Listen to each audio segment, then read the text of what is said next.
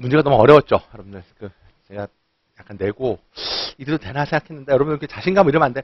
왜냐면 낼 수 있는 한 가장 어렵게 냈어요. 이런 걸 연습을 해봐야 실제 가면 더 이제 쉽게 다가오기 때문에 여러분 문제 못 쓴 건 전혀 개의할 필요 없어요. 근데 안 쓰는 게 문제지. 시험을 너무 많이 그러니까 지금 시험을 총 3명이 보시는데 꼭 봐야 돼요, 시험을. 예? 못 써도 봐야 됩니다. 예? 상관없어요. 응시하셔야 되고 뭐 조문이라도 쓰셔야 돼. 그런 투지가 있어야 되고 자꾸 그런 버릇이 돼야 됩니다. 이거 여러분들 이번에 사회 문제를 하면서 제가 최신 판례도 싹 다 집어넣고 기본적인 문제하고 섞어서 기본적인 문제 최신 판례 섞어서 냈기 때문에 여기 있는 것만 대비하시면 돼요. 여기만 보시면 되고 나머지는 이제 보시면 되고 법전 가져오셔야 되고요. 법전 가져오셔야 되고 최신 판례를 특히 위주로 내봤어요. 요새 법행의 특징이 그거기 때문에 미리 말씀드리면 작년 2024년 법원행정고시 약간 놀랍게도 원래 법원행정고시인데 2차 형소법이 압수수색을 냈어요. 압수수색. 뜻밖의 어떤 100점이 통째로 압수수색이었어요. 100점이, 전체 100점이 압수수색이었고 전자기록의 압수수색, 이미 제출, 절차, 목록 교부까지.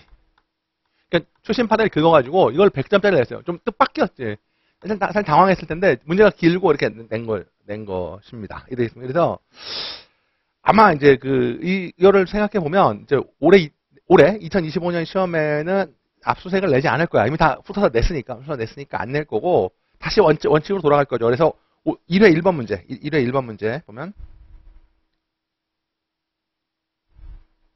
1회 1번 문제가 보면 국수한변호인데 저는 이게 나올 것 같습니다. 국수한변호인하고 나온다면 왜냐면 이게 최신 판례가 있으니까 국수한변호인하고 항소 이유서 제출.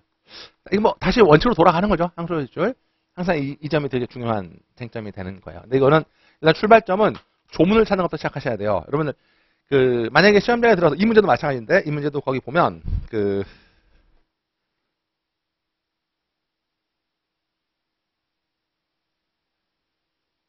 이 문제 되게 좋은 문제인데 실제 판례 문제를 그대로 낸 거예요. 그대로 냈는데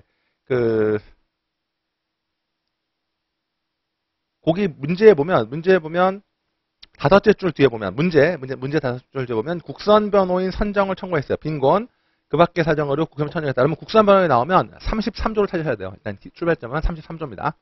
33조를 보면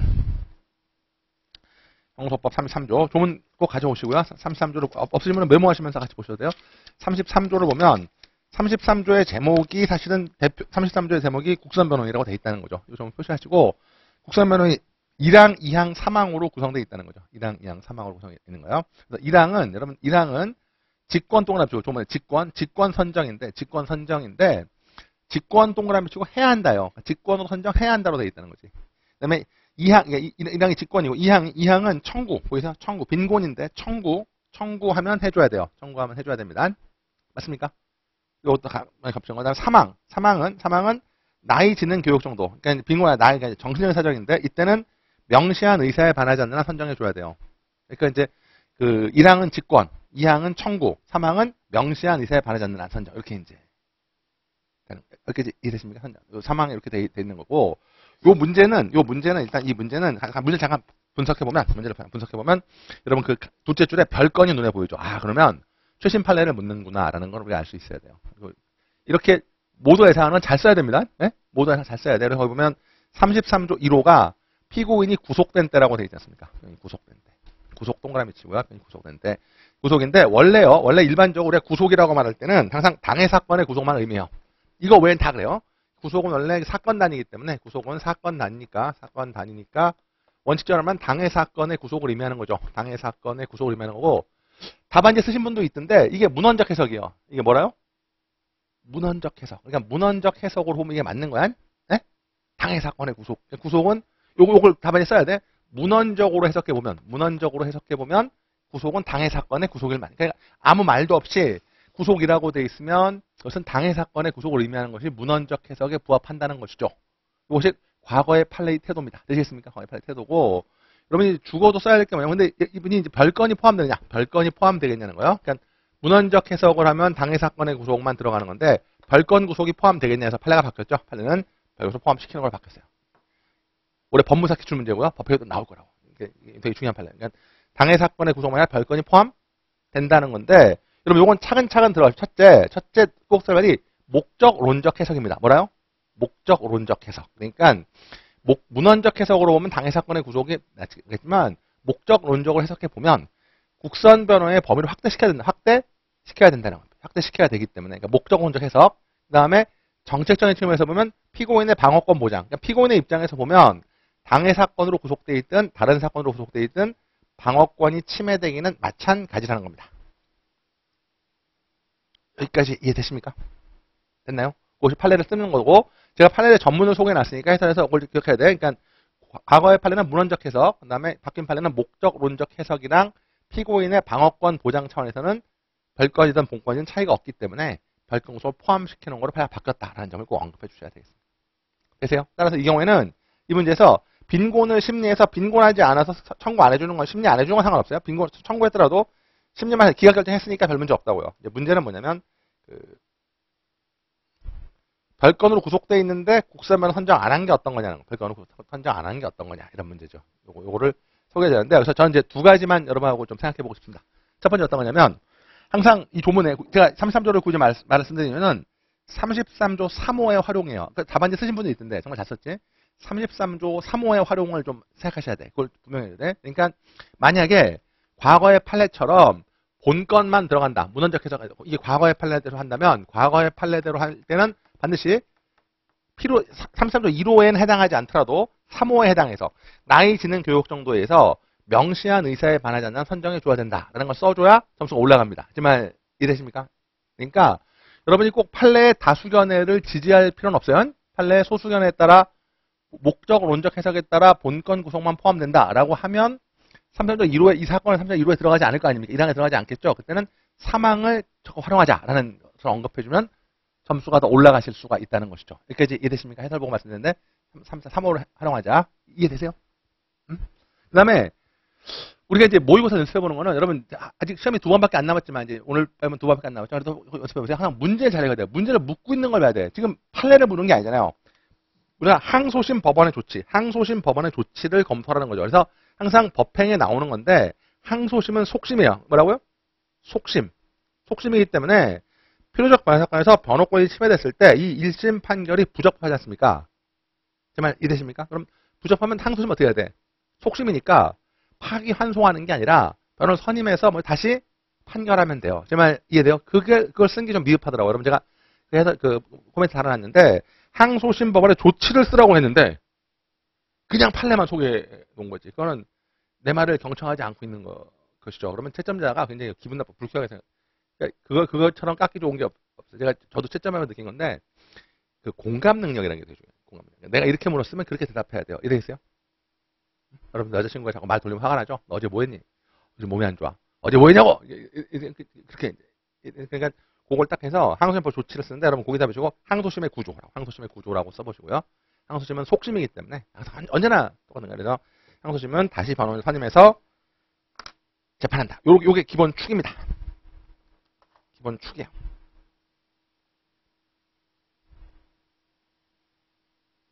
그러니까 일단 항소심 파기를 위법하고요. 위법하고 어떻게 해야 되냐? 파기해서 다시 재판을 해야 된다는 거. 파기하고 재판한다. 이래 있습니까? 됐나요? 그걸 써줘야 돼. 답안지에서 그걸 좀 지적해 드렸는데 어떨지 모르겠습니다. 그래서 해설을 잠깐 보시면, 해설을 보시면 밑줄 쳐드릴 게 있어요. 결론. 1심 판결 및 항소심 판결 모두 위법하다. 1심 판결 및 항소심, 해설 좀 보시면 위법하다라고 쓰시고요. 사실은 이걸로 부족합니다. 저도 잘못 썼네요. 위법하다 쓸게. 따라서 항소법원은 1심을 파기하고 국선 변호인을 선임한 후 심리를 진행해야 돼요. 이게 정답이에요. 1심을 파기하고요. 네? 국선 변호인을 선임해서 심리를 진행한다. 뒤에 해설이 있긴 한데 1심을 파기하고, 여기 로마자 3번까지 써줘야 됩니다. 5페이지 가까워가요. 5페이지. 그러니까 5페이지 5줄을 쓴 답안지가 별로 없었어요. 세 분 중에. 그래서 심리 이뤘다면 무효이기 때문에, 무효니까 요 항소심 법원 선임하고 다시 소송행위를 해서 파기하고 재판한다. 파기 재판한다. 왜? 항소심은 속심이기 때문에 요 말을 써줘야 되고, 항소심의 구조는 여러분들 법행 해석이 중요합니다. 여기까지 이해되십니까? 그러니까 이 문제를 쓰는 그 목표는 여러분 제목만 볼게. 제목만 볼게. 거기 보면 2번 제가 판례 전문을 소개해놨지 않습니까? 판례 전문을 소개해놨는데 거기 보면 2번의 가번 구속이라는 법 문헌의 의미 보이세요? 2번의 해설에 2번의 가번 구속법 문헌의 의미에서 문헌적 해석을 할 것이냐 목적론적 해석을 할 것이냐 요거 문헌적 해석이냐 목적론적 해석. 그래서 나번에 보면 목적론적 해석으로 가는 게 최근에 판례라는 겁니다. 여기까지 이해되십니까? 한번 읽어보시고요. 한번 요약할 수 있는 생각해 보시고요. 그 다음에 다음 페이지 4번 피고인의 입장. 피고인의 입장에서 보면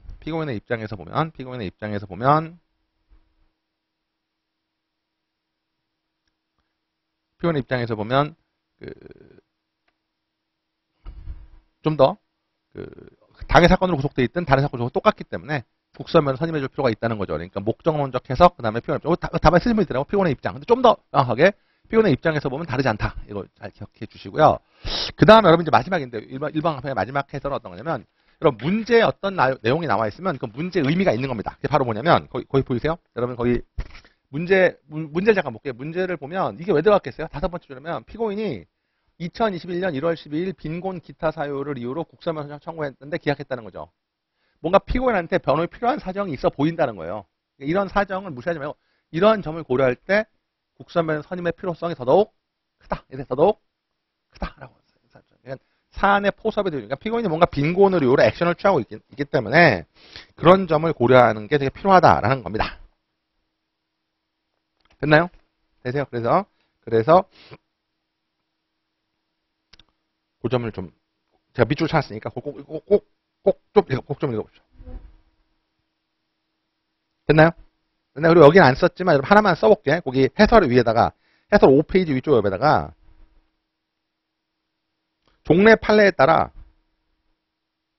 이것도 한번 추가적으로 언급해 저는 쓰는 종래 판례에 따라 당해 사건의 구속으로 한정하는 경우에는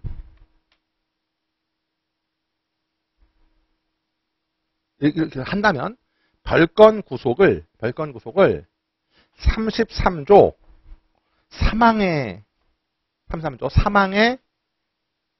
사유로 고려해 볼 필요가 있다는 거죠. 요걸 써줘야 확 올라가는 거예요. 33조 사망에 해당하는 사유로 고려해 줘야 된다. 되세요? 미친 듯이 써야 돼. 쓸 말이 많아요. 예? 쓸 말이 많으니까 진짜 써야 됩니다. 근데 여러분들 아직 시간 충분하기 때문에 차근차근 그러니까 지금까지 공부를 한 거잖아요. 그러니까 지금부터 어떻게 생각하면 지금부터는 아웃풋 쪽으로 하나 훈련하셔야 돼. 2차 시험 보시는 거니까 아웃풋. 그러니까 인풋이 아니라 아웃풋 쪽으로 훈련하셔야 돼. 그러니까 알고 있는 걸 끄집어내려고 노력해야 되니까 정말 조문을 찾아보면서 끄집어내려고 항상 메모하시면서 공부하시라고. 읽지 마시고 자꾸 읽지 마. 이는 이제 끝났어요. 읽지 말고 들여다보고 키워드를 이렇게 훈련하시면 돼요. 그럼 충분히 고수를 받을 수 있어요. 됐죠? 됐고 그 다음에 2번 문제. 1번 문제도 중요합니다. 2번 문제도 역시 최신 판례를 문제화한 것입니다. 시험을 문제한 것이고 여러분 2번 판례에 접근할 때는 두 가지인데 첫 번째 보면 여러분 거기 틀림없이 교통사고가 나올 거라고. 교통사고가 나오는데 거기 셋째 줄 뒤에 문제 셋째 줄에 되면 교통사고 처리 특례법이라고 하잖아요. 교특법. 네? 교특법 이건 로스쿨 시험에도 많이 나오는데 교특법은 반의사 불벌죄입니다. 교통사고 처리 특례법. 교통사고 처리 특례법은 반의사 불벌죄입니다. 반의사 요게 핵심이에요. 반의사 불벌죄. 반의사 불벌죄. 그리고 여러분 거기 보면 이제 성년 후견인 성년 후견인 법정 대리인이고 법정 대리인인데 이분이 쉽게 말하면 이제 원래는 의사 능력이 있었는데 사고 당해서 기절한 거죠. 이게 나올 거라고 기절했을 때 과연 그러면 이제 이분이 그 피성년 후견인이 되는 거예요. 의사 능력을 상실했기 때문에. 그러면 이제 법정 대리인인 성년 후견인이 이 처벌 불원의 의사를 표시할 수 있겠냐라는 거예요. 처벌 불원의 의사를 표시할 수 있겠냐는 거죠. 여기까지 이해되세요? 그 문제 그겁니다. 문제 그거야. 그러니까 법정 대리인이 처벌 불원의 의사. 답안지가 하나 있었는데 여러분 요거는 출발점은 어디에 있냐면 그러면 법정 대리인이 합의를 처벌 불원의 의사를 대리할 수 있겠냐 이 문제잖아요. 근데 거기에 보면 여러분 항상 조문의 출발점은 어떤 거냐면 조문의 출발점은 어떤 답안지 쓴 사람이 있었는데 고소라고 볼게요. 고소가 220조 원절에 있는데 이것도 조문을 찾으셔야 됩니다. 조문을 찾아야 되는데 220 236조입니다. 236조에 보면 조문을 찾아야 돼. 대리고소 보이세요? 고소 또는 취소는 대리인으로 하여금 하게 할 수 있다 이렇게 돼 있는데 여러분 우리가 기본 강의 때 공부한 것처럼 형소법은 민법이랑은 다르다고요. 민법은 법정 대리만 있는 게 아니라 임의 대리도 있잖아요. 민법은. 그러나 형소법은 절차의 확실성이 강조되기 때문에 법정 대리밖에 없어요. 그러니까 명문의 규정이 없으면 대리할 수 없는 게 형소법이라고. 하지만 이에 대해서 고소는 그래서 친구주의 고소나 고소처만 대리할 수 있는 거죠. 236조에 반의사불벌조에서의 처벌 불허의사표는 대리할 수가 없습니다. 맞습니까? 근데 여러분 이걸 쓸 때 채널하는데 여러분 같이 한번 생각해볼게. 형소법에도 도통사고 처리 특례법에도 대리를 허용하는 규정이 없다는 거예요. 조문상의 이유가. 그러니까 형소법에도 도통사고 처리 특례법에도 뭐라고요? 대리를 허용하는 규정이 없다는 거야. 답안지 중에 형소법을 잘 찾았으니까 요거는 뭐 찾아야 되겠지만 교특법은 외워야 돼요. 우리가 시험장에 들어서 교특법을 찾을 시간이 없기 때문에 그러니까 그 문구를 외워야 돼요. 형소법이든 교특법이든 대리를 허용하는 규정이 있다 없다? 없다는 거예요. 반의사불벌죄는. 네? 그러니까 조문상 대리가 안 된다. 이게 첫 번째입니다. 되시겠습니까? 이게 조문상의 이유예요. 뭐라고요? 조문상의 이유. 맞습니까? 두 번째, 대리를 허용하면 절차의 확실성이 없어요. 그리고 여러분 이론상의 이유는요. 여러분 이론상의 이유는 분명히 뭐죠? 반의사불벌죄죠. 피해자의 명시한 의사에 반해. 피해자 뭐라고요? 명시한 의사에 반해서 공소를 제어하지 못하는 거잖아요. 이해되세요? 그럼 반의사불벌죄가 사실 어디 있냐면 반의사불벌죄가 222조에 있어요. 232조. 232조에 보면 사망에 보이세요? 232조 사망에 피해자의 명시한 의사에 반해서 공소를 제어한다. 찾았습니까? 찾으셨어요? 네? 이렇게 돼 있잖아. 네? 네? 명시한 의사에 반해서 공소를 제어한 사건. 이렇게 돼 있기 때문에 여러분 요거는 뭐냐면 요 명시한 의사에 반해서 공소를 제어한 사건. 요게 바로 반의사 불벌죄인데 이론상 분명히 이론상 명시한 의사라고 돼 있잖아요. 피해자 명시한 의사라고 돼 있기 때문에 대리를 하면 됩니까? 안 됩니까? 안 됩니다.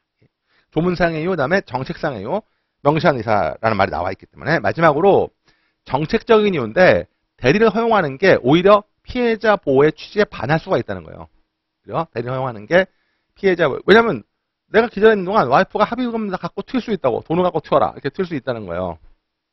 상황 이해되세요? 그러니까 자, 조문상 규정도 없고요. 이론상 반의사불벌죄는 피해자의 명시한 의사에 반하지 못한다 이렇게 되어 있기 때문에 이론상 그렇고 마지막 뭐죠? 정책적으로 자, 자료에서 다 읽어봐야 돼. 정책적으로 그 피해자 보호의 취지에도 맞지 않는다라는 거죠. 그래서 판례는 대리를 무효로 본다는 거. 대리가 무효. 그래서 이거는 뭐지?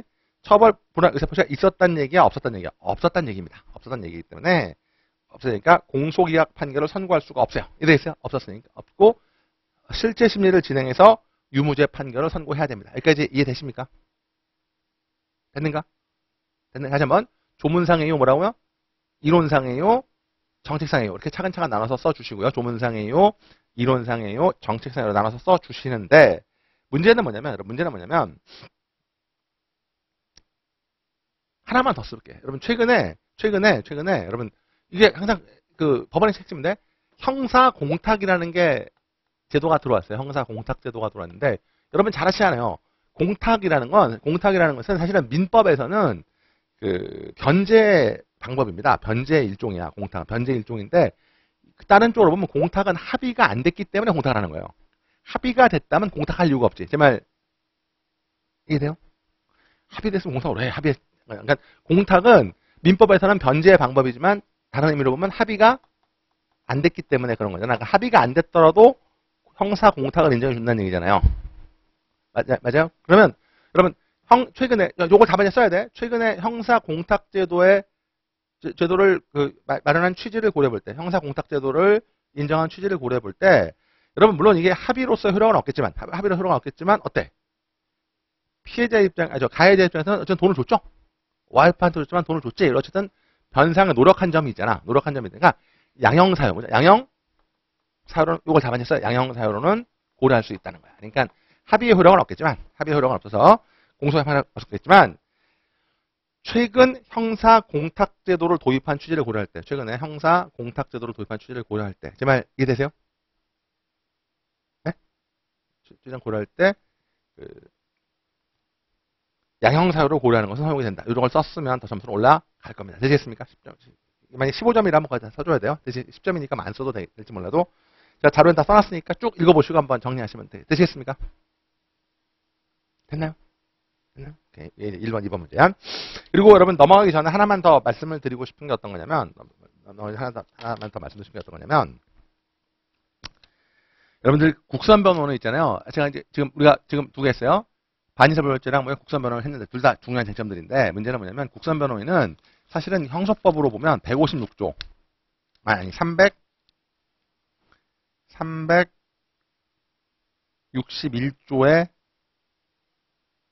2 361조의 2에 보면 361조의 소송 기록의 접수 통지인데 뭐 그럼 요건 제가 지금 이제 기본강의 아니기 때문에 설명을 생략하겠지만 뭐 형소법 법원행위에서 가장 중요한 조문 중에 하나라고 볼 수 있습니다. 361조인데 항소장을 제출해서 항소심에서 기록을 송부하겠죠. 항소 기록을 송부해서 송부를 받으면 송부를 받은 때 여러분 붙여볼게요. 항소법원이 기록의 송부를 받은 때 찾습니까? 361조 2 형소법 361조 2를 보면 항소법원이 기록의 송부를 받은 때라는 표현이 나오잖아요. 찾습니까? 찾습니까? 요게 이렇게 되면 요게 이때부터 항소심이 시작되는 겁니다. 항소법원이 기록 접수의 통지를 받아서 뭐가 시작된다고요? 항소심이 시작된다고. 항소법원이 기록 접수의 통지를 받으면 그때부터 뭐가 시작된다고요? 항소심이 시작되는 거야? 네? 네? 항소심이 시작되는 거야. 항소심이 시작된 겁니다. 맞습니까? 항소심이 시작된 거야. 그래서 그거 좀 기억하시고요. 그 다음에 사유를 통지하면 그 다음에 중요하죠. 통지를 그 다음에 전항의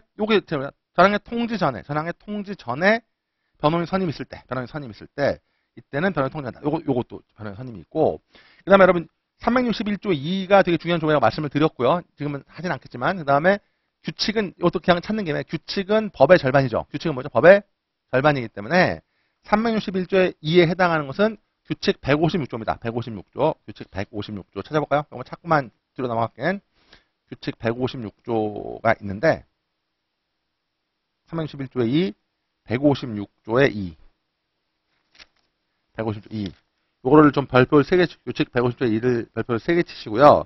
여기에 필요적 변호사건, 변호인이 나오지 않습니까? 필요적 변호사건, 변호인이 나온다고요. 이해되세요? 네? 그러니까 국선변은 이거랑 결합시켜서 낼 수 있다고. 제 말 이해되세요? 저는 거기까지 안 했는데 또라이가 들어가면 낼 수 있다고. 제 말 이해되십니까? 네? 그러니까 360조의 2랑 156조의 2를 결합하는 형태. 요거를 좀 잘 알아두시면. 규칙 150. 됐나요?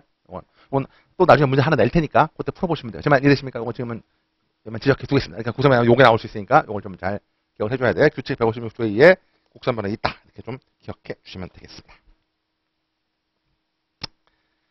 그다음에 다시 1회차 3번 문제는요. 여러분 1회차 3번 문제는 이건 여러분 제가 좀 여러분하고 심도 있게 논의할 필요. 여기서 최신 판례를 바꾸는 거죠. 그러니까 1회차 문제 전부 최신 판례를 바꿔서 낸 것인데 최신 판례를 바꿔서 낸 것인데 여러분 사실 형법은 제가 강의하고 있지 않지만 여러분 일단 형법에서 여러분 형법 케이스를 풀 때 그 보는 순서가 형법은 민법이랑 거의 비슷한데 민법이랑 비슷한데 형법에서 제일 먼저 불능미수인지를 따져봐야 돼요. 불능미수냐 가능 그러니까 처음부터 가능했냐 처음부터 불가능했냐 가능미수랑 불능미수를 먼저 나누셔야 됩니다. 케이스를 풀 때 형법 케이스를 풀 때는 이게 가능미수냐 불능미수냐를 먼저 따져봐야 돼. 그러니까 처음부터 결과발생이 가능했는데도 못한 건지 아니면 처음부터 불가능해서 그래서 불능미수가 되면 위험성을 판단하셔야 돼요. 뭐죠? 위험성. 이는 처음부터 결과가 발생하지 않았기 때문에 할 수 없었기 때문에 위험성이라는 게 굉장히 규범적인 개념이 되는 거예요. 그러니까 절대로 결과는 발생할 수 없었지. 그런데 위험하다는 게 뭐냐라는 거예요. 이래 있어요. 그래서 우리 판례는 추상적 위험성에 따라서 이제 논의를 전개하고 있습니다. 이게 딱 좋은 문제.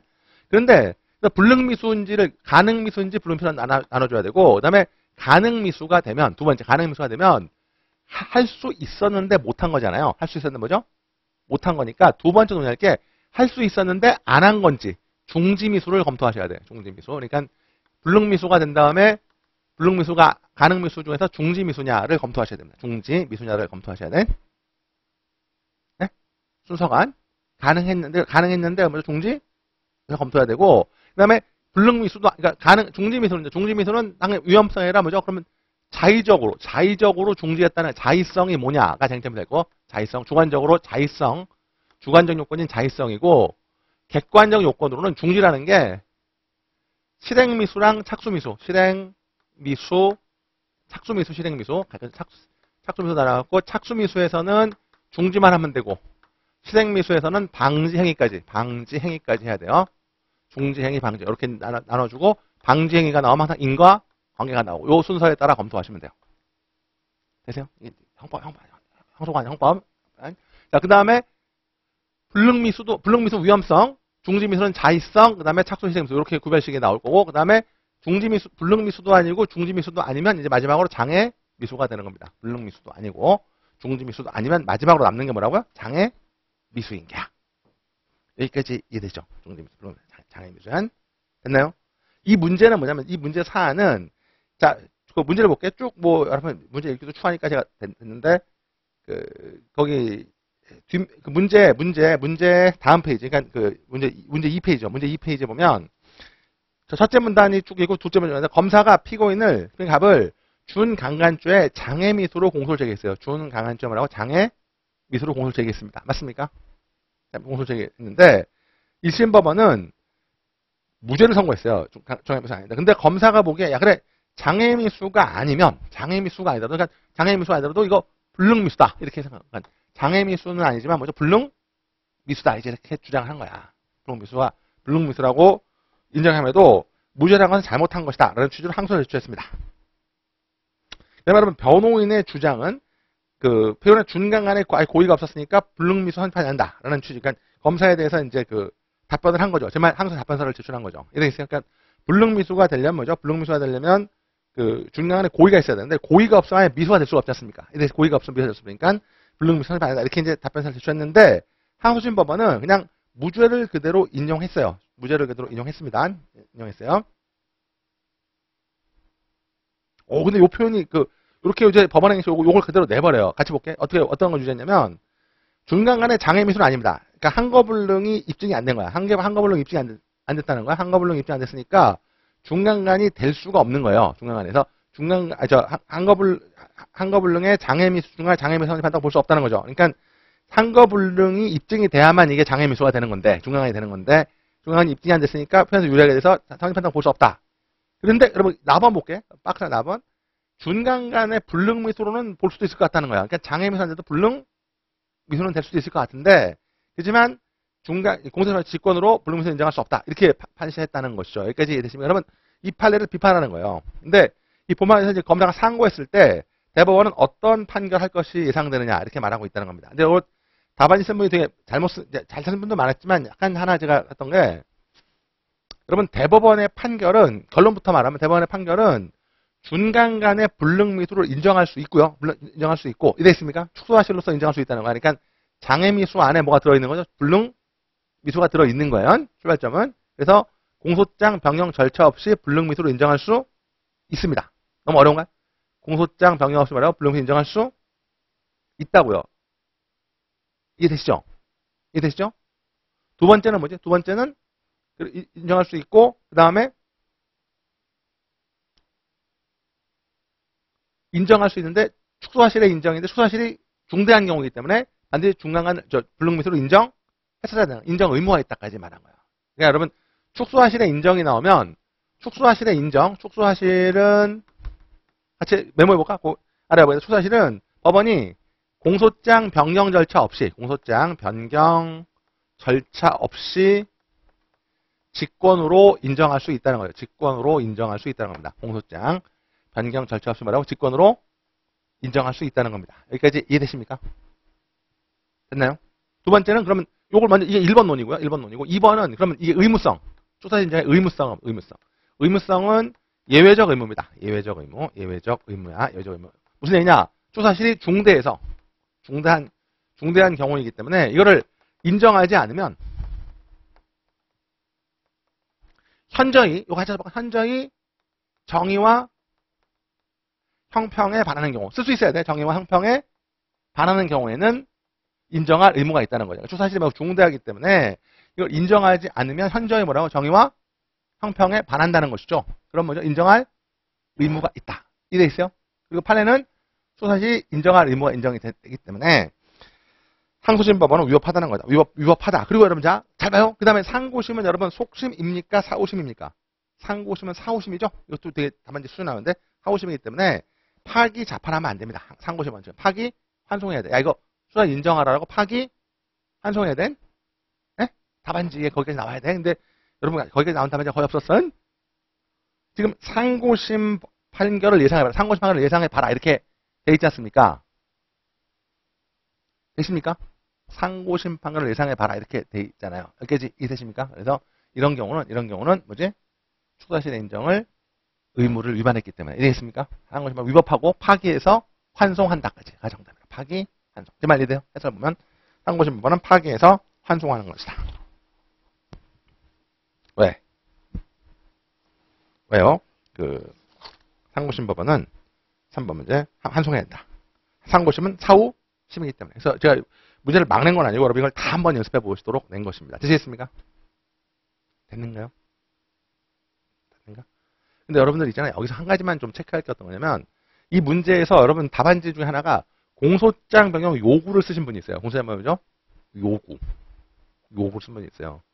저는 나쁘진 않다고 봅니다. 근데 제가 배점을 2점밖에 안 넣었으니까 되게 많이 쓰셨는데 요구를 썼는데 제가 이건 여러분하고 꼭 말씀을 나눠보고 싶었어요.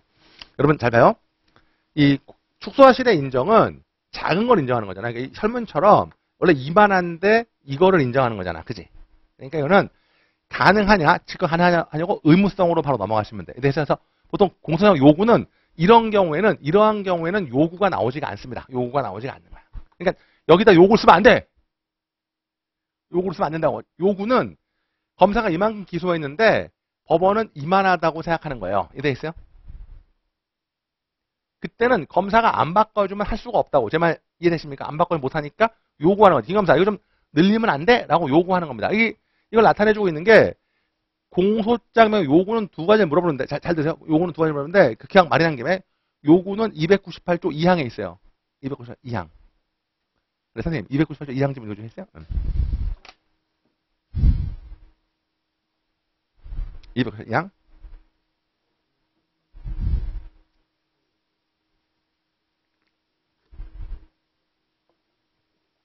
철회가 없죠. 뭐가 없어요?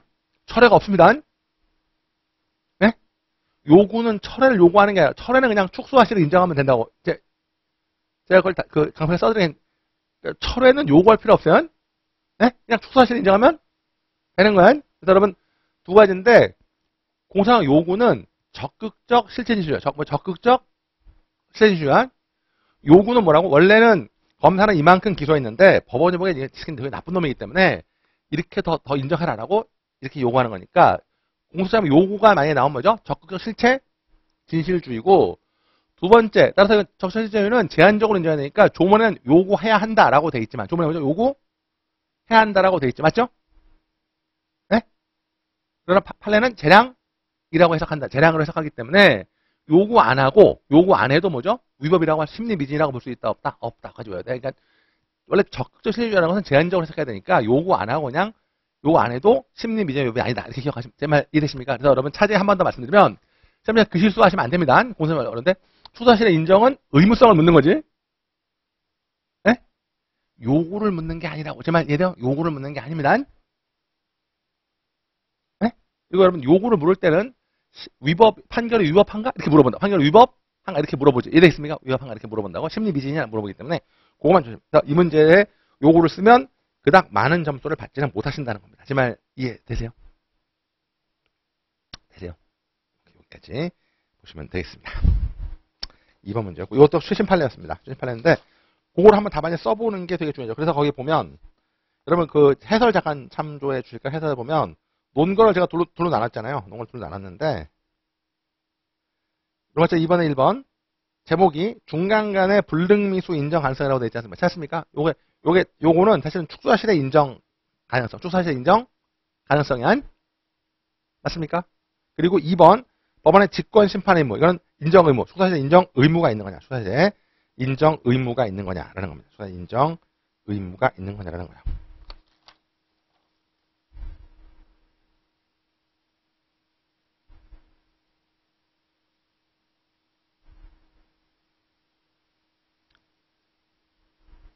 이거를 여러분 좀 답안지에 써야 될 게 사실 어떤 분이냐면 거기 여러분들 해설 8페이지 보면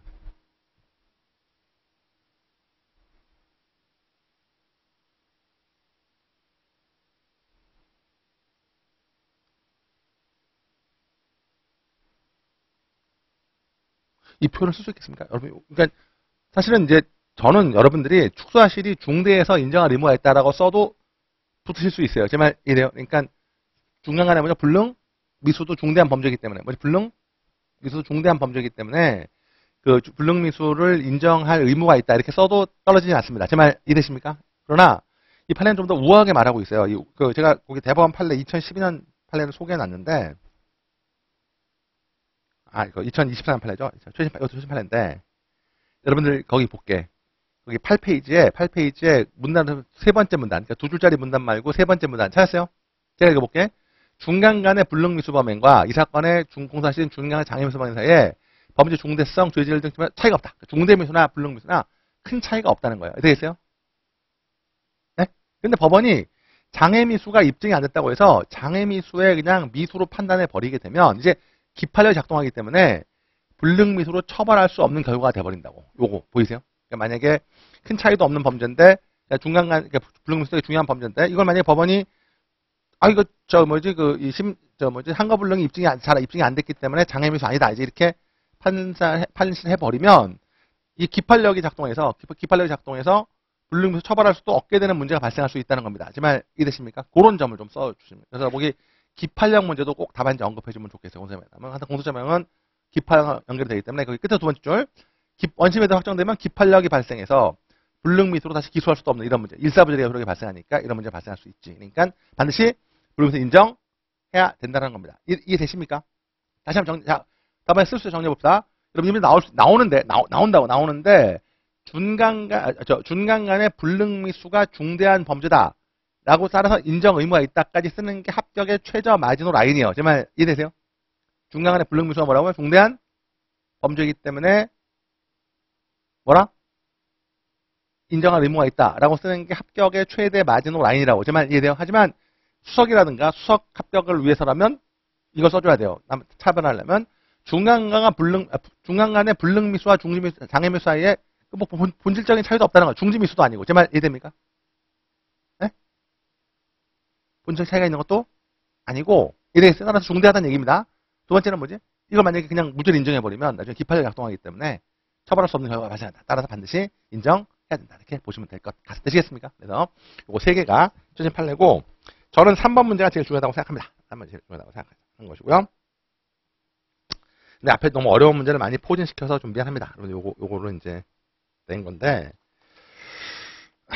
여러분들 그 다음에 4번 문제까지 이제 하고 잠깐 쉴 건데 4번 문제는 그렇게 어려운 문제는 아니었어요. 4번 문제는 그렇게 어려운 문제는 아니었는데 4번 문제는 전형적인 문제입니다. 4번 문제는 교호신문제도의 모든 걸 다 출제한 겁니다. 그러니까 여기까지 읽어보셔야 돼요. 교호신문제도의 모든 걸 출제한 건데 이 문제가 좋았던 건 뭐냐면 교호신문제 외에 전문법칙도 약간 더 물어본 겁니다. 여기까지 이해되세요? 그래서 다시 한번 다시 복귀해 주세요. 4번의 1번 문제는 4번 1번 증언 A의 증언을 전해드리는 건데 증언 A는 유도신문한 거야. 뭐라고요? 주신문에서 유도신문을 했는데 이의가 없다. 그때 하자가 치우되는 거죠. 그러니까 1번의 쟁점은 주신문에서 유도신문 금지 위반. 맞습니까? 주신문에서 유도신문 금지 위반인데 또 조문 찾아야 돼. 여러분 교호신문 제도가 161조 2에 있어요. 같이 찾아볼게요. 교호신문 161조에 뭐라고요? 2에 있어요. 교호신문 제도가 161조에 2에 있기 때문에 규칙은 딱 절반쯤에 있어요. 교호신문 자체가 161조에 있고 규칙은 절반이니까 규칙은 75조에 있는 거야. 그러니까 법 161조의 2가 교호신문 제도고요. 규칙으로 치면 몇 조? 75조 언저리에 있나? 아마 그렇고 75조인가? 규칙.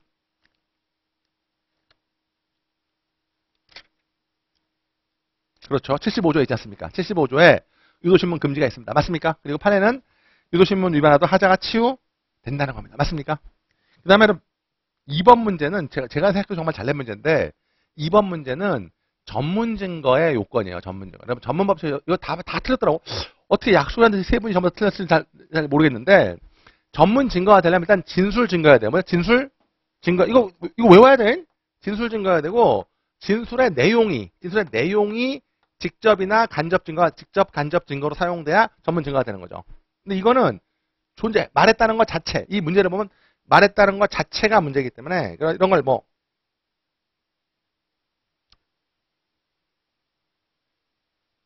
피해 사실은 이런 걸 했다는 것 자체가 마장 자체가 문제니까 이거는 전문 증거가 아닙니다.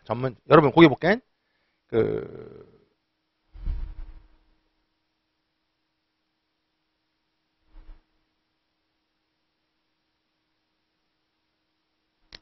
폭행당했다는 사실을 진술했기 때문에 이거는 전문 증거가 아니라고. 저거는 전문 증거가 아니기 때문에, 예?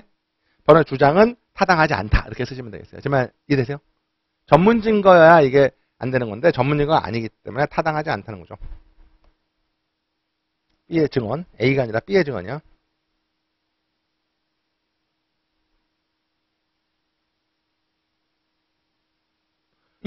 이거는 여러분 저기 나오는데 거기 한번 해볼까? 둘째 문단에 증인 B는 1심 법정에서 피고인 을이 88체육관 부지를 공시가로 매입하게 해주고 KBS와의 시설이주 협의도 이견을 완료하겠다 이렇게 말했죠. 잘했습니까? 이게 이제 일종의 기망 비슷한 건데 기망 비슷한 거. 그러니까 이런 말을 했다는 것 자체가 문제지 그 말의 내용이 증거가 되는 게 아니죠. 그러니까 이런 기망행위나 알선행위 같은 건 했다는 것 자체가 문제이기 때문에 전문 증거가 아니죠. 전문 증거가 아니니까 뭐 예외 인정 요건을 따질 필요 있어요? 없어요? 없어요. 부당하다. 요 낼 수 있어요. 꼭 정리해 주시는데 여러분 답안지는 다 이걸 전문 증거로 보고 뭐 특신 상태가 없다 뭐 이렇게 했는데 그거 아닙니다. 이래있습니다. 그래서 이번 문제 별표 3개 치고 꼭 한번 해설을 참조해 주시기 바랍니다. 되시겠습니까? 되세요? 그다음에 3번 문제는 피해자 C의 1회 공판기일의 증인신문인데 요거는 더 쉽죠? 여러분 이건 반대심이 침해됐는데 하자가 치유되겠냐는 건데 여러분 요건 조심해야 돼요. 그러니까 지금 반대신문의 기회를 받지 못했어요. 증인신문에 그러니까 피고인이 반대신문의 기회를 받지 못했는데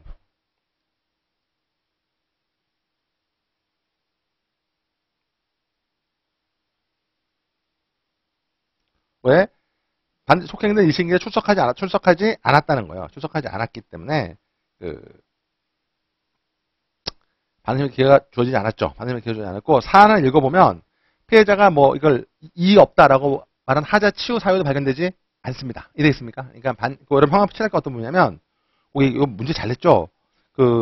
추가 사실관계의 6번째 보면 피해자 C는 변호인 을의 나머지 반대신문 속행된 1심 사유공판에서 출석하지 않았다는 거죠. 피해자가 출석하지 않았기 때문에 반대신문을 할 수가 없었던 겁니다. 여기까지 이해되십니까? 그리고 가로 안에 변호인 을이 미리 제출한 것을 이거를 하자의 치유라고 볼 수는 없다는 거. 이걸 다 사안 포섭해줘야 돼요. 미리 제출한 것을 가지고 하자의 치유라고 볼 수 없다. 이렇게 기억하셔서 증언이 인정되지 않는다까지 기억하시면 될 것 같습니다.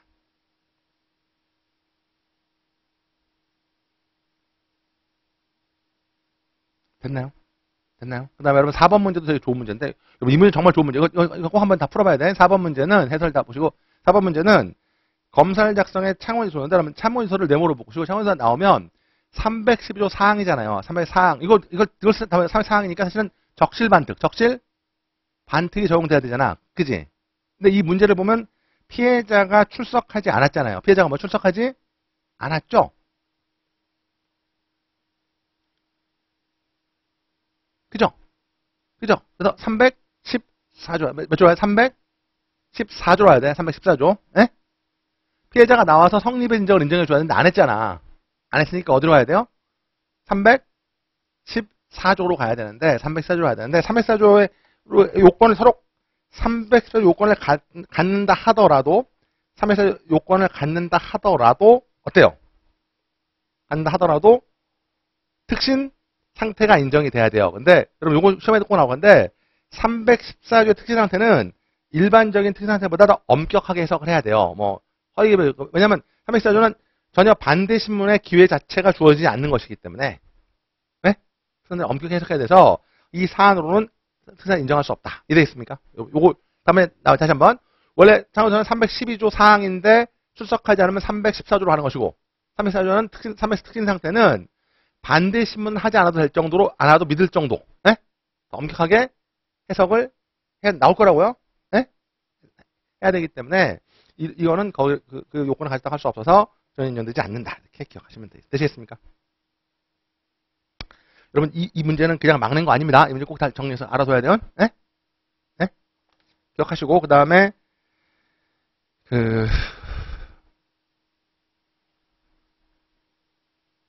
5번도 되게 좋은 문제인데 이것도 최근에 그 판례를 갖고 문제를 낸 건데 여러분 요거 그냥 가볍게 말씀드리고 잠깐 쉴게요. 어떤 거냐면 우리가 이 법원한테 증인에 대해서 구인권을 주고 강제 처분권을 준 이유는 그걸 통해서 진실을 발견하는 거예요. 진실, 그 취지를 기억해야 돼. 그러니까 증인한테 강제 처분을 행사할 수 있는 강제 처분권을 행사 기회를 준 이유는 뭐라고요?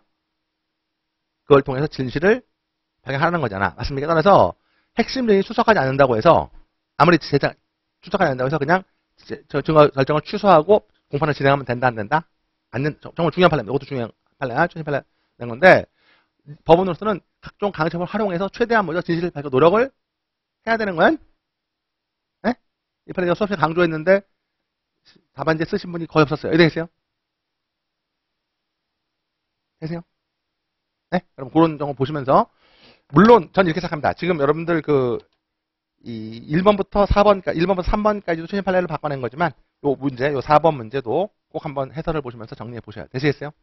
저는 여기서 제일 중요한 것은 4번의 4번이 314조가 나올 때가 됐거든. 314조의 특수상태를 엄격하게 해석한다는 거. 이해됐어요? 반대 신문에 기회를 주지. 그러니까 특수상태가 먼저 외우셔야 되고 314조는 더 엄격하게 해석한다라는 거. 이걸 꼭 좀 잘 기억을 해주면. 그래서 여기 1번하고 3번은요. 1번하고 3번은 전형적인 교호신문의 문제고. 이해됐습니까?